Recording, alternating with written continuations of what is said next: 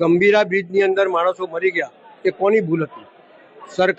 સરકારને વારંવાર અમારા માજી ધારાસભ્ય રજૂઆત કરી, નાગરિકોએ રજૂઆત કરી, કોઈની રજૂઆત સાંભળી નહીં.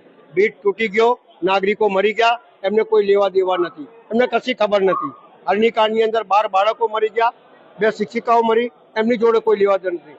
એક બચારો ફતેપુરાથી એક માણસ ચાલતો આવતો હતો અને ગટરમાં પડી ગયો. 8 દિવસ પછી એની લાશ મળી. બધા નેતાઓ એના ઘરે ગયા હતા, તમને આ આપીશું, તમને આ આપીશું. એ વખત સાંસદ બી ગયા હતા કે તમને બધું કરી આવીશું. એને નોકરી બી નહીં આપી, પૈસા બી નહીં આપ્યા.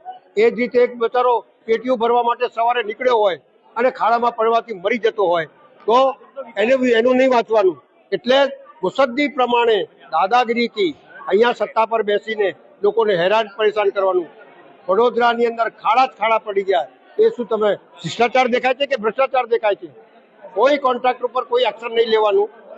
મેં બી 2-4 વસ્તુઓ લઈને આવ્યા હતા, અમને બોલવા નહીં દીધું, તરત બોલતી કરીને જતા રહ્યા.